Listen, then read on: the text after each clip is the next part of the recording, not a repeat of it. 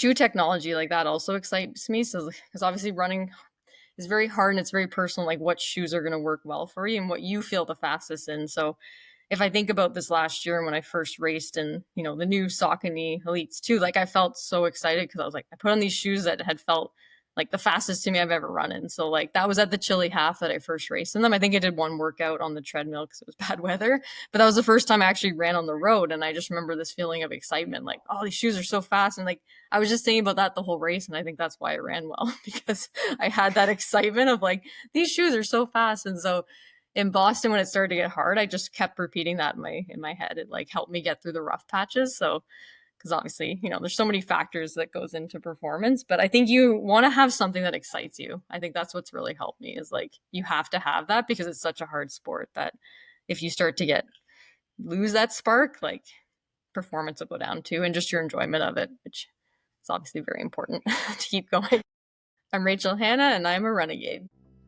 Welcome to the RUNEGADE Podcast. Each episode, we explore the human connection we all have with running as we deep dive into the stories of those who push the boundaries of human potential. Today, we are joined by Rachel Hanna, a Canadian distance running powerhouse whose relentless drive and inspiring journey have made her a force on the road racing scene. Rachel's running career is a story of grit, growth, and resilience, evolving from a childhood spark to a decorated Canadian elite marathoner. She's a registered dietitian, 5-time Canadian champion, and the 2015 Pan American Games Marathon bronze medalist. And she continues to be nearly unstoppable, defending her title at the 2025 Around the Bay 30K in Hamilton in a commanding 1 hour, 47 minutes and 38 seconds, outpacing a fierce field in grueling conditions. Just a few weeks earlier, she set the course record at the Burlington Chili Half Marathon in a blazing time of 1 hour, 13 minutes and 42 seconds. Since then, Rachel's finished 6th at the Canadian 10K Championships in Ottawa by running her fastest 10K time in the last 10 years. From a young girl counting laps on a gravel track to setting course records, she continues to evolve, proving that with the right mindset, the best is yet to come. Let's get into it with Rachel Hanna. Welcome to this episode of the RUNEGADE Podcast. I'm Todd, and with me, good old Uncle Mark. Each episode, we dare to explore what it means to be a runner, a trail runner, a walker, by practicing the lost art of a conversation, right, Mark? Right. I often think that I've forgotten the art of communicating properly. So this is good practice each and every week that we do this. It is good practice. It's practice for life, good practice for everything. And you know what? This is episode number 40. 40 episodes. Tito, if you're listening, and I know you are, we made it. We made it to 40 episodes. We're a year and a half into this, well into season 2. And we couldn't have done this without friends of the podcast. We have Path Projects, Athletic Brewing. We have our new friend, Thrive Protein. But I've been loving the Thrive Hydrate. Oh, I love this stuff. We've got Paluva.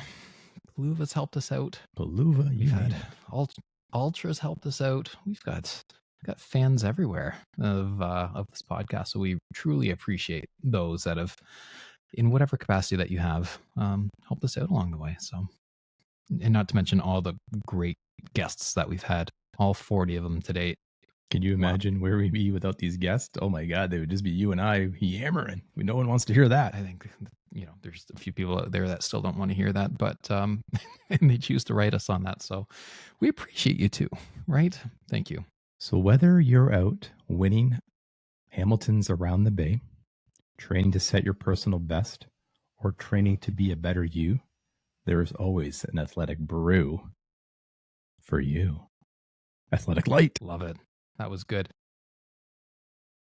Rachel, you're probably one of the fastest runners that we've ever had on the RUNEGADE Podcast.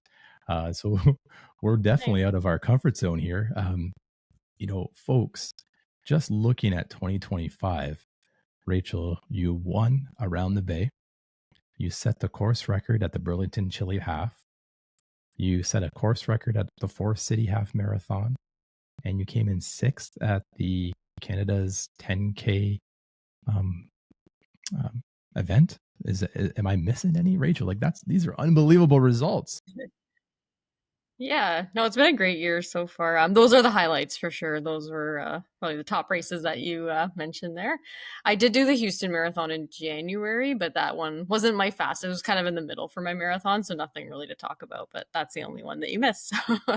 All the rest, yeah, That's a no, it's been great so far. that's a busy And few months.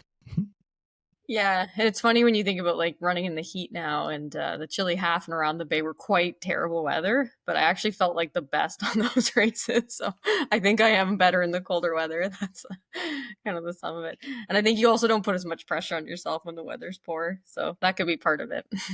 Absolutely. So do you condition yourself with like a cold plunge as well too, just to like get yourself geared up for the cold runs and that?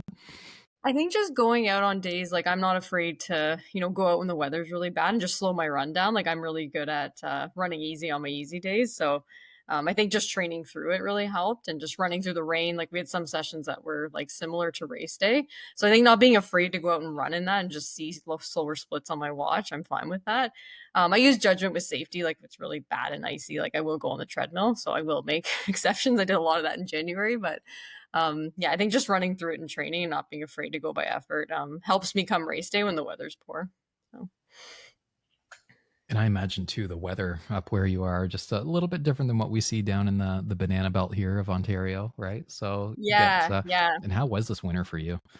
Yeah, we're known for pretty Bruce County winters. Like we have tons of snow plows and they're really good at clearing the roads, but we get like, blizzards come in where the roads close down. It's actually not safe to go anywhere because we have a lot of open like farmers fields like you might have there too. But yeah, the winter this past winter I've never run on the treadmill so much. So I did do like 1 month where I don't think I did any workouts outside because it was just that poor and I do have limitations with what I'll run through. So it was probably the worst winter I've trained through and maybe the last like 10 years that I remember. So it was quite bad.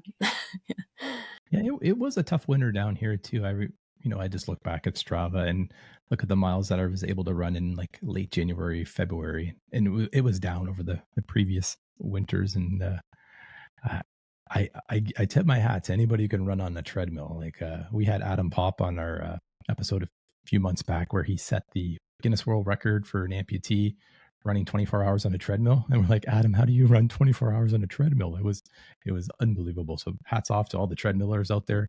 They are runners, that's for sure. Like, sometimes they're too hard on themselves.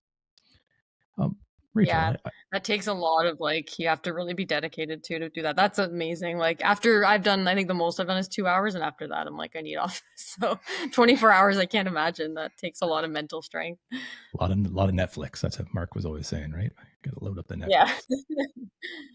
Yeah. I had a question here. I thought of starting the conversation here. And it's along the lines of running teaches us about discipline, but also freedom. If you could distill one lesson from your training, those early mornings, those long runs, the quiet moments, what would that lesson be? And how has it shaped who you are? Yeah, the lesson that I think a lot of runs, like what you say, wake up feeling. Like I do a lot of early morning runs, not too early, but when I get up, I run. And there are some days, especially when, you're about to do a workout that you might feel like, oh, well, why did I do that? Why did I sign up for that race? I feel tired. Like you're thinking all these negative thoughts. You tie up your shoes, you do your warm up. And then as you get into it, like those things start to disappear. Like I think it teaches you that like just because your brain is thinking one way, like you're not going to necessarily feel that way when you race or train. So I think it shows you just being consistent and getting out the door. Like just that's sort of the key to getting better at anything is just being super consistent, getting out there when you actually don't feel like it. Like there are mornings when I don't want to run or get out the door, but I always feel better once I start moving and I'm outside seeing things. And you always feel better when you come back. So I think it's taught me just the power of consistency and not always listening to what your brain might think when you first wake up. No, I get that. Sometimes those mornings where you just want to hit the snooze and just lie there a little bit longer. I've got some young kids and a young puppy right now, so it's sometimes those nights are long, and so yeah, getting out in the morning is definitely been a bit of a challenge for me lately. But for our listeners, how about you provide a little bit of background as to how you found yourself, discovering running? At what point in time? And then also as a profession, as a dietitian, what led you in that direction? Yeah, I've been running basically my whole life. Like I started in grade 4. Like we had a teacher who loved running, and we'd run around, 200-meter gravel track as part of our class. And we spent a lot of time running, probably a lot more than we should have at grade 4. But that just got me like into loving the sport. And then I joined, the local track club. And then, I did it really for the social reasons. Like I just remember having a ton of fun at practice, and like I could see my friends and laugh. Like it was very fun for me, like as a kid and even in high school. I didn't take myself too seriously. And I think that's why I'm running now still, that, I really enjoyed it. And I think also just like as a kid, it really helps you as an outlet. Like it helped me focus in class. Like I think it really made a huge difference with my learning too. Like I always noticed I learned better on those days and performed better in school if I was exercising. So I think that kept me moving and kept me enjoying it. And then from there, high school days, I ran and I was fairly competitive, but I wasn't like, I wouldn't say I was that great. Like, I don't remember really winning very much, like maybe some cross country races, but I wasn't a standout, high school runner. But with the track club, like they had sort of a connection to a US coach, and they knew her really well. She was recruiting other Canadians, and they're like, Rachel, like she'll work really hard. She'll get faster if you like, take her on as a scholarship athlete. So I think that was really great because I did get better as I was on the team. And so I think having that connection really helped me to pursue running after high school too, like being able to go on a scholarship to the US. I'm very grateful for, because it really helped me in the beginning and helped me like love the sport even more. So I had a very positive like collegiate experience. So that, yeah. And then, after That's that, I excellent to hear. just, yeah. Yeah. You can always hear the challenges, the stories, the disasters of the folks who don't have a great college experience. You get a coach who has different training regimens, maybe trying to cut the corners and stuff like that. You hear about that all in the news.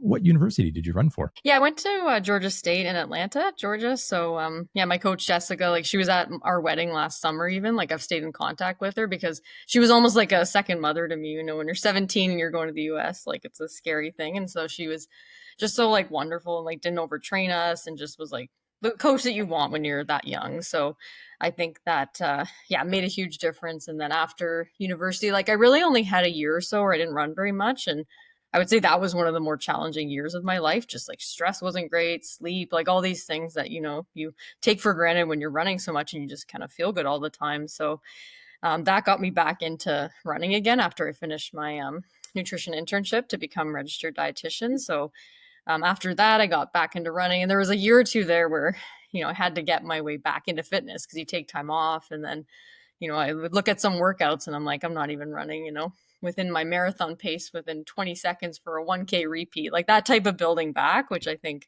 was very humbling, but it was a good experience just to have a few years there where I had to just get back into fitness. And then discovering the love of road running, like, so I was doing a lot of track stuff, cross country, which I really like cross country. I think track is my least favorite. And then once I discovered like road racing with the Canada Running Series, like that really got my love into the sport even more, because I was like, wow, there's different, distances. You see so many people, you can see different parts of cities. So I think that made me love running more, because I don't necessarily love track running. So that made me realize it.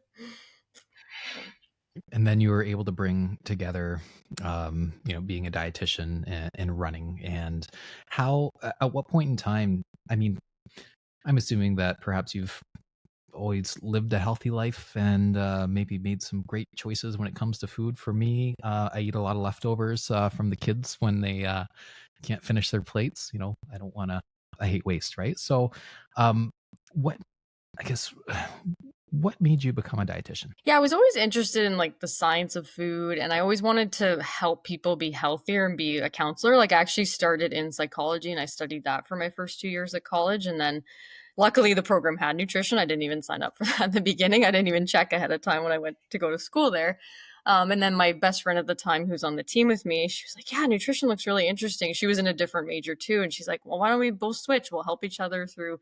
We had to do an extra year of like science classes and just to switch over, but we helped each other through that process. And I'm really happy because I knew I wanted to combine counseling, but I just wanted to do nutrition as well. And so That was really great. And early on in my career, I did more like long-term care, weight loss focused. I worked at MedCan for a number of years in Toronto, which was like private healthcare. And that got a really great counseling experience and help with like weight management. And then I had athletes reaching out to me when I was there and saying, can I come in to the office and get some sports plans? Like, I've got a marathon coming up, or I want to learn how to fuel my body. So I was getting like requests just from my running. And so I realized I needed to take a bit more, courses. Like I did one course in university that was sports nutrition, but I wanted to specialize in it. So I took the IOC Sports Nutrition Diploma in, I think, 2017 I started. So I did that for 2 years online. And that got me just a really good base of like knowing, other sports and not just endurance, and just how to really help athletes. And then after that, I was able to kind of switch and work at the University of Guelph with Dr. Margot Mountjoy. And so she's done a lot of sports nutrition and research on like relative energy deficiency in sports. So that was awesome to have her as someone to work with for a number of years there before she retired. So that got me more into sports nutrition. And then after COVID, I was able to start my own business because, doing video, using Zoom. And now the last 4 years, I've been focusing, my main business now is my private practice, just because I do it all virtually. So that's been really great. And mostly endurance athletes now, which is kind of my dream. Renegades, strap in for a gear drop that's going to supercharge your running and style. We are stoked to spotlight Path Project's latest apparel, built for runners who live for the grind and want to look damn good doing it. First up, the James Peak shirt, a trail-ready beast with Toray Air Prime Flex fabric. It's crazy breathable, sweat-slaying, and stretchy, keeping you fresh from the sunrise sprints to those post-run hangouts. Next, the Fortuna Hybrid Short. This is your do-it-all wingman crafted with Delta Weave, recycled nylon and spandex. These water-resistant, quick-drying shorts are perfect for the run, swims, or just chilling, with slick pockets for your essentials. And don't you sleep on their famous Graves PX running short, re-engineered with feather-light Prime Flex fabric and secure pocketing. They're built for crushing all your miles. Founded in 2018, Path Projects delivers runner-first gear with soul. Check them out at pathprojects.com. Make 2025 your fiercest running year yet. And thank you to Path Projects. You can use the code TRP10 for 10% off your order for a limited time. So check them out. Rachel, we've had some great scientists on, doctors over the years. And, the one thing that we runners, we seem to get nutrition like super wrong, or we hear one thing and we totally misapply it. I'm case in point. I was very concentrated on the last 4 or 5 years on being a lower carbs, like 50 to 100 grams a day. But I lost sight of the number of calories that I was eating in a day. And I've been struggling to get 5-10 pounds off. From your practice with runners and endurance athletes, where are they getting them? Where are they getting themselves into trouble with nutrition? Like, what are the common things that you see? Yeah, the common things that I see, like especially with endurance athletes. So that's interesting. So you've been doing more of like a sort of keto diet for the last little while, like Well, not that you've been necessarily following? a keto diet. I would say it's like a low carb. So I still eat some carbs, but I try to keep it around 50 to 100 grams on. Yeah, no, it's interesting because there are like they've studied this too to see like, with endurance athletes, like can they, use fat as a fuel source, because it is endless. Like we can definitely use fat for a longer period of time. But I guess looking at it from the performance side, like carbs are just the best for energy because they take less oxygen to, produce and to create energy from. So like fat, you can go forever, but then there's a limit to like the intensity. So as soon as you want to like run really hard, or you're biking up a hill and you need those like hard efforts, you're not going to be great at converting that over. So a lot of research that I've seen and what I've been taught is definitely on the higher carb of things, at least for performance. So when an athlete's like looking to, reduce injury, improve performance, I think I can actually help with body composition as long as you're aware of other calories that are coming in and you're adjusting. Carbs are definitely my thing that I'm pushing the most with people, because I do see a lot of endurance athletes where they are on the lower side, and specifically just not changing how they're eating on higher training days. So say the intensity is high or they're doing really long training. Not getting enough around those training sessions is usually the number one thing that I see and try to help people with, is just realize like these are the amounts you need before, during, and after, and try to really focus in on that on your days that you need it the most. So a lot of it's like context, because the carb ranges are a big variety, right? They can be anywhere from 2 to 12 grams per kilogram a day. So that's very confusing to read that and be like, okay, where do I sit? So I just try to help people like manage that a bit and understand their needs. So you must have heard some very interesting rituals over the years in terms of food. So what's the weirdest food combo you've seen a runner swear by before a big race? I have heard. Watermelon. Probably I'll answer that during a race. Well, some people will like carb load with like pizza and stuff, and that's fine. But I wouldn't necessarily recommend that like the night before, just because it is higher fat. So pizza's fine after, or if you have like more time in between. But I wouldn't necessarily carb load on that. I have heard people doing like quesadillas or like sandwiches during like ultra events, which like I probably wouldn't do anything like that, just because high fat and just digestion. So it depends like how fast you're running too. But that's probably the sort of most interesting thing I've heard someone fuel with during is a quesadilla. Quesadilla. So, okay. Interesting. Spicy, mild, I was like, medium. how do you keep it safe? That would be great for a trail race. Yeah. Road races with a quesadilla. That'd be a little bit dicey. Yeah. Yeah.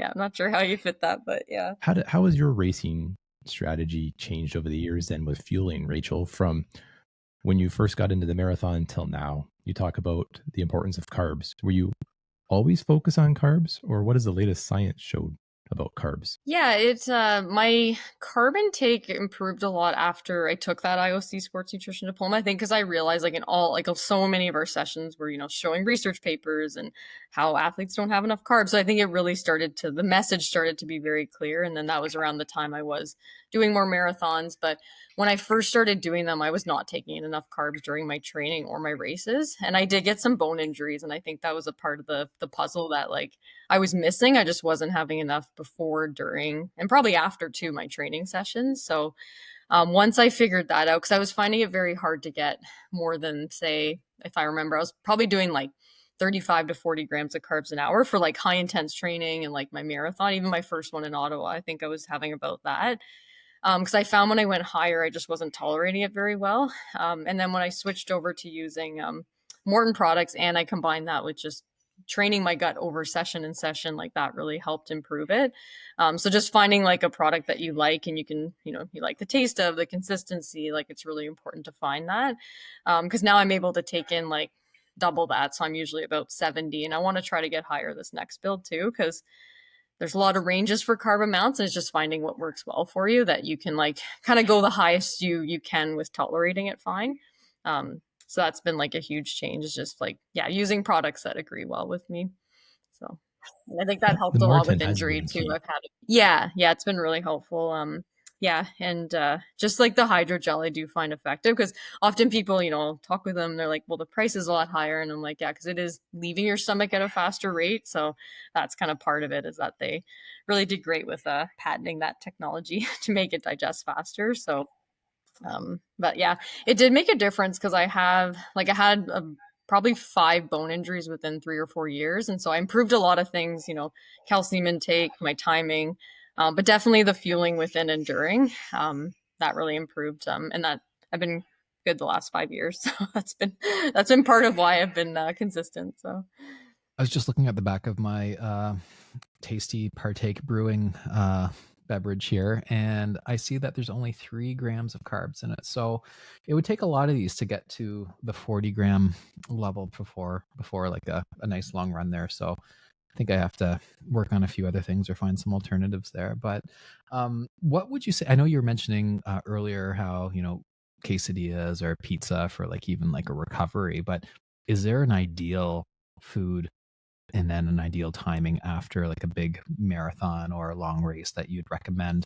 And then is there like a window when it closes where you're just like, maybe you shouldn't eat that far after? Or what do you recommend to people that ask you that? Yeah, the body, like after you really like use up a lot of your stored energy, so say you're using up a lot of your glycogen, which is stored in like your liver and your muscles. So kind of when you're going to the well in a race or a hard training session, Within that 1 hour after, like simple carbs are actually great to like replenish that because they digest faster. So like kind of similar to the sports products, like that's why, using a gel towards the end of your run or a sports drink, like it's never wasted. Some people won't like, they'll be hesitant. They're like, oh, I only have like, 4 or 5K left. But if you take it at the end, it's actually helping speed up your recovery.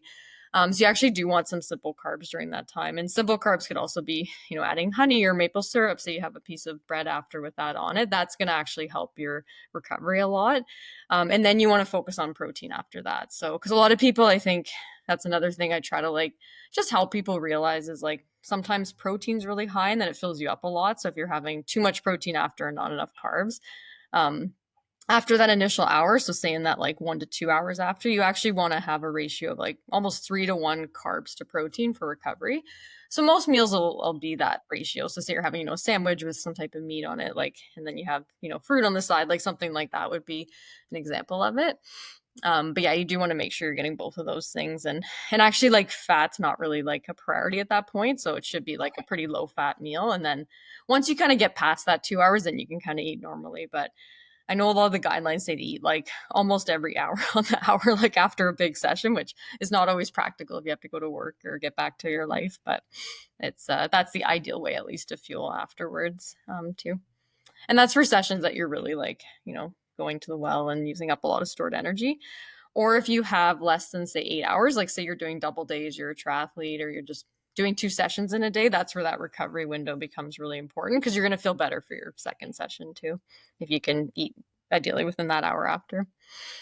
Oh, great. Thanks. Definitely need to factor that in when I actually, I don't know if you've listened to any of our podcasts before, but I have yet to run my first real race. So, Yeah. I'm taking in all these, nuggets of information in order to be at peak shape and be able to, execute properly when I finally get around to doing it. So Yeah, no, it's great. It's good to like, because recovery can make a big difference too. And even after your training sessions, so you just feel better. And I'm the same. I find if I don't eat right away, I just don't feel great the next day. Like I can well, I'm notice just it. wondering So. if like getting hangry could actually help you like push yourself across the finish line there too. But I also, you just have to, everything's a balance, I'm sure, right? Yeah, definitely. Because like with running, like you're trying to like as you're running, you're getting more tired. So you're trying to like, okay, how do I just not get as tired as soon?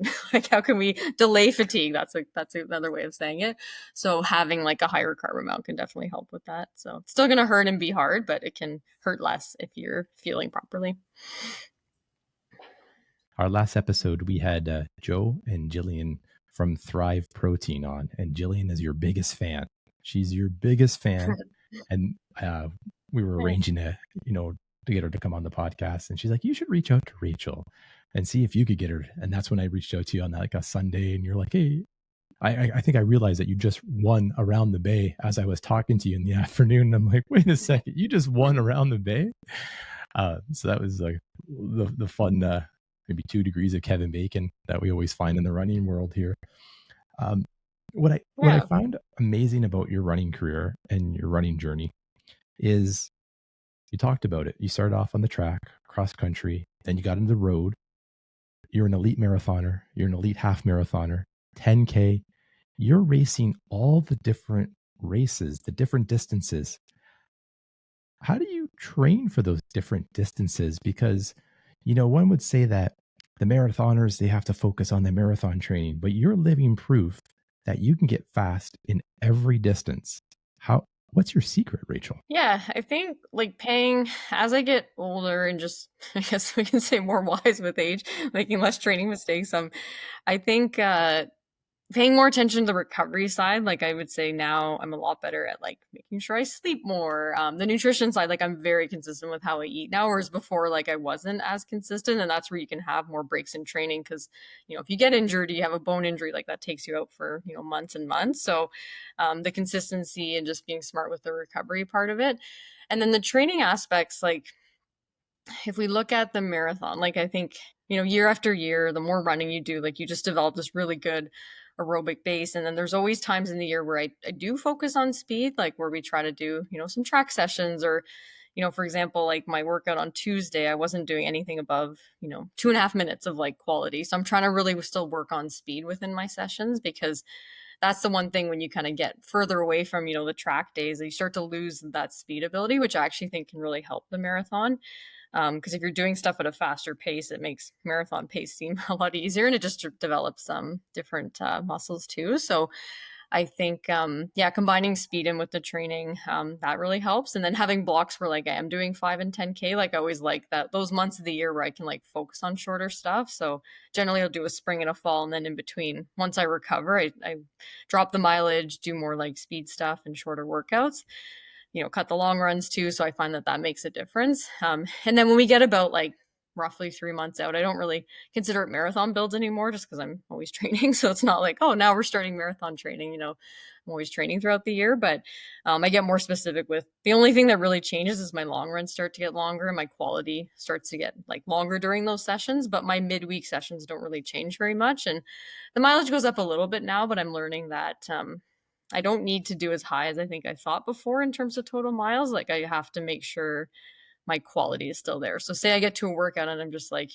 really fatigued and I can't, get to my workout quality paces. That's when I know I'm running too much. And then having, a down week, or that's why I like having races thrown in there, because it does force you to I'm very good at like resting before them. So I think having races in the calendar helps me too, and just gets better effort. So yeah, so we try to do that. And then one part of like the speed component strength is I've been really consistent the last few years with a strength training program. So my husband and coach, Joe Chappell, he has a background in strength. He's a high school phys ed teacher, and he's really taught me very important things that I was doing wrong before. And I'm like, wow, I was doing that wrong for many years.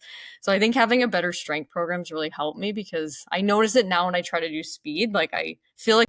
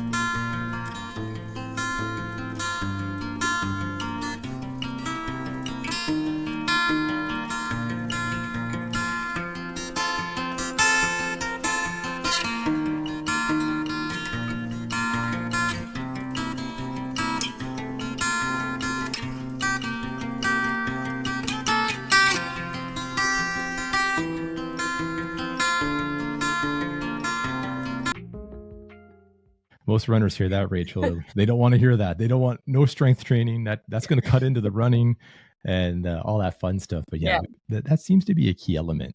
One thing that's always fascinating when we have our guests come on, you're an elite marathoner. What does your easy pace look like? What does your long run pace look like in relation to your race pace? Like, how far off are you? How far are you from your pace? Or do you even care about paces? Yeah, the only time I get concerned about pace, even in workouts, like say Tuesday, for example, I wasn't even looking at my pace during the workout. I was just going by my breathing, how hard it felt. We were running for a certain amount of time, so we kind of threw distance out. So I love sessions like that where you can just go by effort. So I'm not as pace driven, and also living off a Great Lake, you learn to know that there's going to be wind all the time. So sometimes you have to, depending on what direction it's going to be favorable or not. So that's where I don't look at time sometimes, or pace rather. But the only time I really look at is as I get closer to the marathon, just because I want to know roughly what I think I can hold. That's where I'll start to look, okay, say I'm doing, 4x5K in that workout. I do try to look at my splits then, and I try to run very evenly, what I think I'm going to run the marathon in. So those sessions I do look at it more specifically, so I know kind of where to start out at in the marathon pace. But yeah, for easy days, I actually think the easier the better for that. So say, for example, if we were to look at my averages, so say my marathon pace is 335 to 340 per kilometer. My mileage pace, I don't usually go much below 5 minutes per kilometer for my easy days. My average is probably between 5 and 5:15 per K on my easy days, when I really need to recover. So it is about a minute and a half slower than my race pace. So that would be an average for me, and then give or take depending how I'm feeling. But I find if I run any faster, I'm like not recovering. It just doesn't feel good on my body. So I try to go slow, and I start out really slow on my runs too. I like to ease into it because I generally don't feel great at the start. Yeah. Folks listening, a minute to a minute and a half slower on her easy runs. Maybe I take away that maybe I can run a 6-minute kilometer, 6:30 a kilometer, and it might be a little bit better than always pushing it harder on those easy runs. That's what I'm taking away, Rachel. Yeah, I think when you it's just finding that level where like you're getting something out of the session, but you're also recovering. And then I think the best test is like when you go to work out a day or two later, like, do you feel recovered? Do you feel like you can hit your paces? Because I think that's the biggest benefit if you run easy enough, that like the hard days are very hard. So that's what I try to do. And then say, for example, if I'm running with someone else, like say they're a bit faster, they tend to run faster. Like I will notice that on my workout now. If I run with someone else and I just go like a touch bit faster than what my body wants to do, I'll usually feel more tired in my workout. So Rachel, you just shows you like you can find folks who run faster than you. Like, come on, like 3:30 marathon paces is out of control. Yeah. Well, there are some people. Yeah. I went on a training camp. I'm thinking of one example, like of when that happened. I went to Flagstaff to train. I think it was last winter or last March. Like the previous one, and I ran with I think it was Rory Linkletter. We ran together, and it was a day before my long run, and I remember running with him, and I'm like, well, I really shouldn't be running with him because he's like extremely fast. He started, I think he ran slower than he needed to, but that run in particular, I just remember the next day I was like, yeah, you're probably not going to hit all your workout times today. So it's stuff like that if you run with someone a lot faster than you. So when do you think that kind of easy run was with him, or if that was an easy run, would you say it was around like 4:30 or way faster than that too? Yeah, it was around there. It wasn't actually that much faster. I think he's good too at like slowing down. I'm sure he went slower than he normally does, but I think it was around, like maybe 4:35 to 4:40 pace. Like it wasn't that much faster, but enough at altitude that I noticed, like, because that's also factoring in that part of it.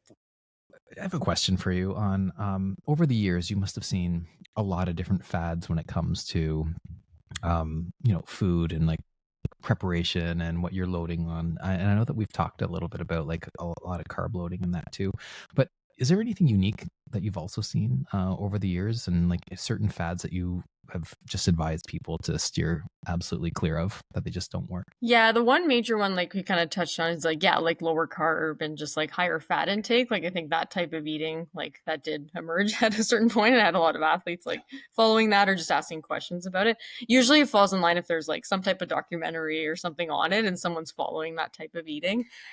Usually gets trendy and people try it, and then my diet advice is not very it's very moderate. It's not anything exciting. It's just, I do get people to like track though if they want to, like, because I do find it helpful to use an app and just to understand like carb amounts and what you're eating. And then like once you kind of know, then you don't have to use it anymore. But I am a big fan of that, just to show like how it doesn't have to be anything fancy. It's just like consistency and just like understanding your needs for the different macronutrients, which it's hard to do if you haven't like tracked it before. So I use that as a tool just to show people what they're eating, and that's usually very helpful for people. And when you're not understand, and when you're not training, would you consider yourself a foodie? And if so, like, do you have like a dish? If you have a bunch of friends coming over, like, what is your go-to that you're just gonna whip up in the kitchen there? Yeah, we're both like, my husband loves pizza. Like I bought him. We have this market that comes to town, and they have these like homemade pizzas. So I bought 5 of those today for him, and we'll share those as well. So pizza is definitely one thing that we enjoy. I'm a big fan of, like, I love like Thai food, so like those different types of flavors. Like that's something that I really like. That's one of my like favorite types of food, at least. So yeah, that type. Find a way. We cook a lot of like burgers. So people were coming over and I was cooking. We would do more barbecue just because it's easier. So a lot of like, burgers and veggies and stuff like that. So that's more of our go-to for cooking for people.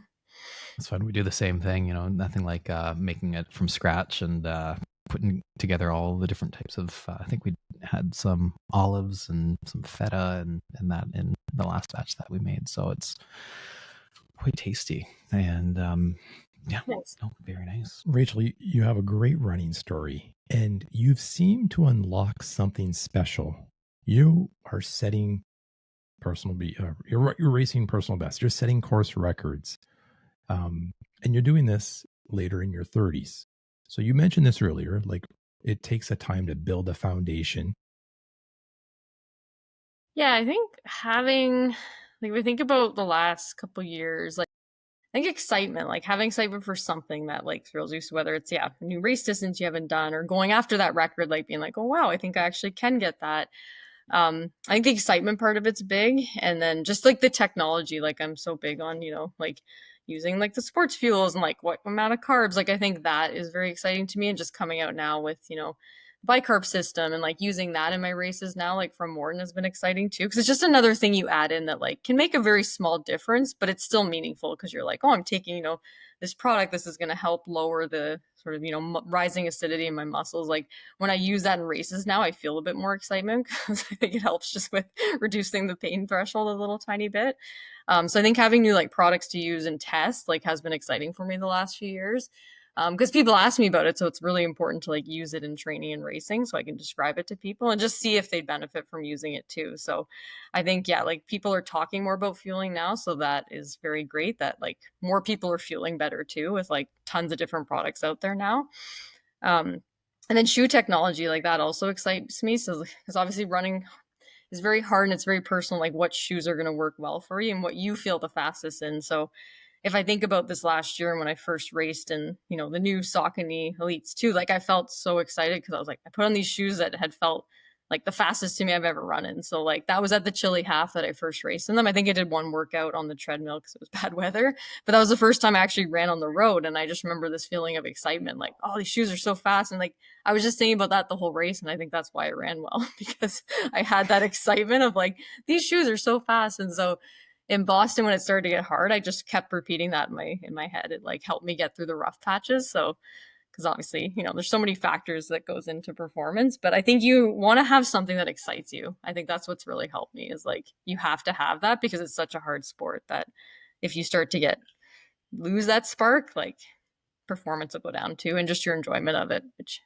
is obviously very important to keep going. So if you were to, provide an answer as to like what's better in your opinion, a great training day or new shoe day in the mail when you get a new pair of Sauconys that just arrive on your doorstep? Would you rather have a really great day of training or a new pair of shoes? Ideally both. Ideally one leads to the other.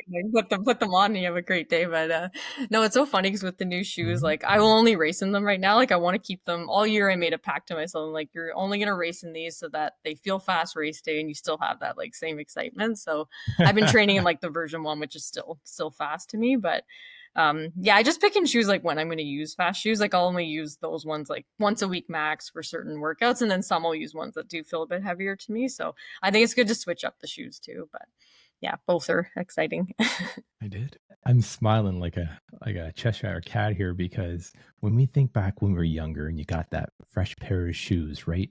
And you always thought you were going to like jump higher, run faster because you had the Air Jordans or the Reebok pumps. Yeah, no, it's like that excitement. That's what I was like thinking back to with performances. I'm like, you need something each day that makes you excited to do it. And I remember even lining up last fall, this was before the new shoes came out, like even your mindset of just like, oh, I get to do this. Like what a great opportunity. Like I had all those like positive like things that you want. And I had a great race come from that.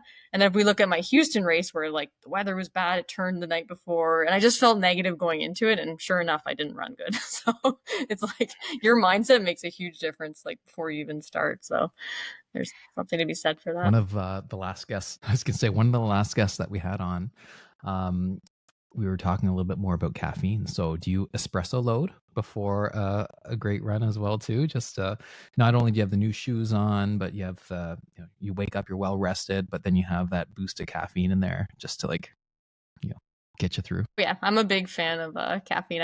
I know I reach my like upper threshold on race days. I'm just like I've probably had double the recommendation for health.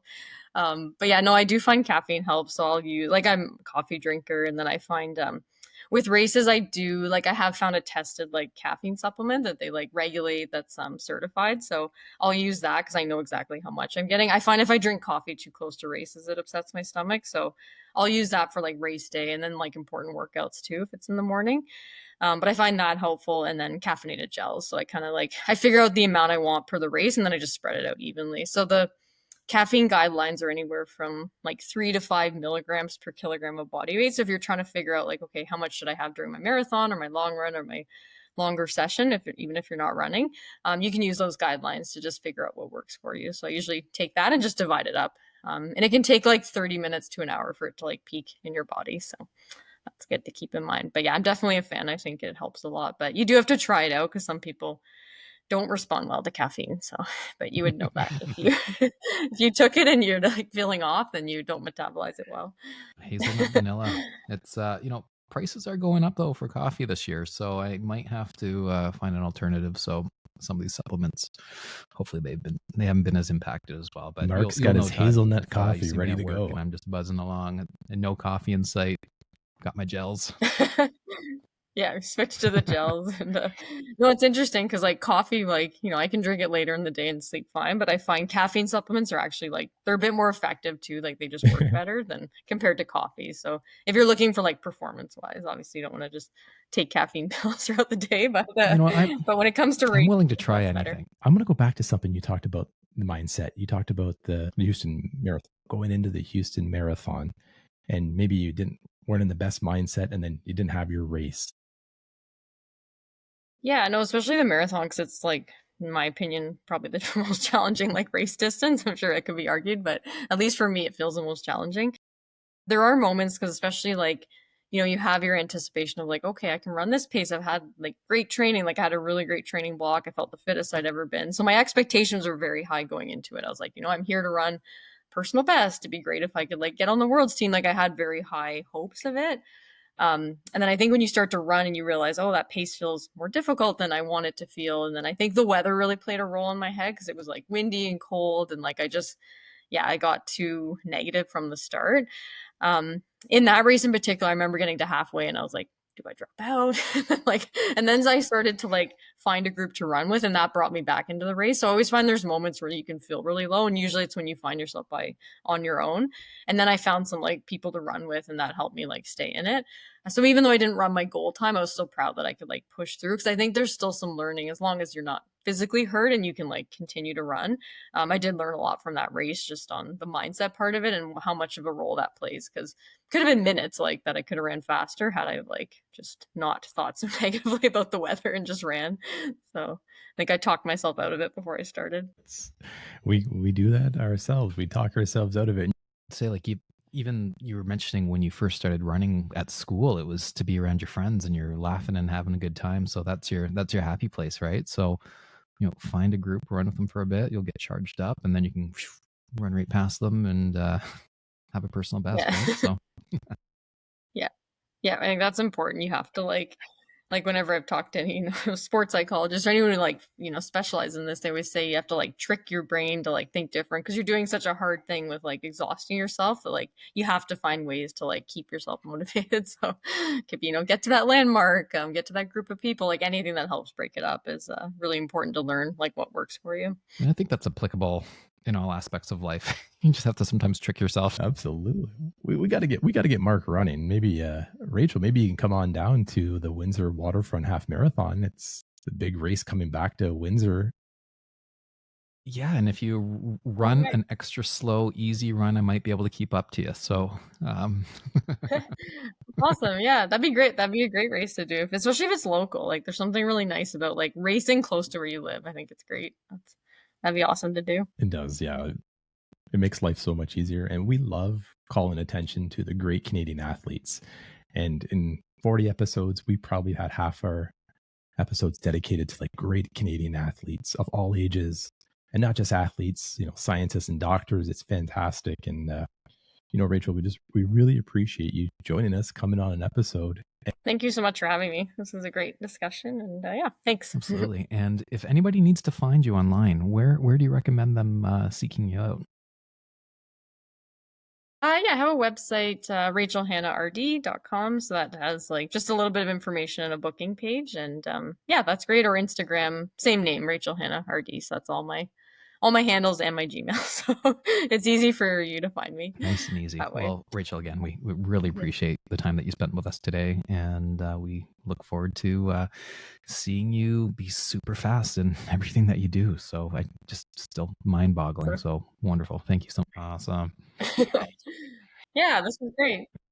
And we thank you for listening to this episode of the Renegade Podcast. with Rachel Hanna, we learned the secret sauce to running fast. And what did Rachel share? A joy of running. You got to find happiness in running.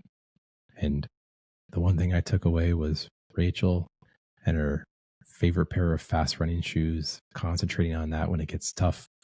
When those races get tough, you just think it may be tough, but I got fast shoes on. I love it. That was a great nugget I took away from this episode. Yeah. So treat yourself to those new shoes, whether they're Paluvas or sandals, Sauconys, or ultras. Mark, the Windsor Waterfront Half Marathon, Sunday, September 14th. Rachel might be coming. You never know. But Mark, you have to sign up. This will be your first race. This is pressuring, but for all the good reasons, because we got to get you to do some big things. And this 5K is going to be a big thing. It would be a big thing for me. It's true. Ideally, it's 25 minutes of pain. It's 25 minutes of pain. I think you can run a 25-minute 5K because you normally run a 25-minute 5K. I think you could probably run a 22-minute 5K. Especially in those shoes and a whole bunch of espresso and caffeine gels. Yeah, I think I could maybe whip myself into shape there. Yeah. We'll get the espresso. We'll do the soda loading. We'll get the beet juice. I'll slam a beer. We'll do it all the different things. The beer mile, because I missed out on it. So just do one beer, soda, gels, watermelon, fast shoes. Let's do it. The Windsor Waterfront Half Marathon. Big City Racing comes back to Windsor Sunday, September 14th. Use the code WWHMTM8 and you get, I think it's 20% off, 10% off. I don't know the exact percentage, but if you go to my my link tree on my Instagram at @ultramarathonman, go to the link tree in my bio. Our link tree, we got savings from all our friends. We got 20% off Thrive Protein, 20% off the Windsor Waterfront Half Marathon, 30% off Ketone IQ, 20% off Athletic Brewing, 10% off Shama sandals. It's summertime. You need a pair of Shamas. 15% off Paluva shoes, 20% off SPI belt, and it has links to all our Spotify, Apple, and YouTubes. It's got everything on there. Like you can save some money and you're going to get some really cool running gear. I love it. Actually, I can't forget also 10% off Path Projects. Of course.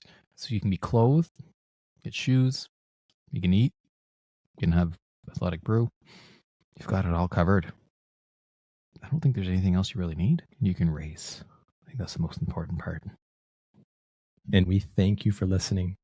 We'd really appreciate you subscribing to our YouTube.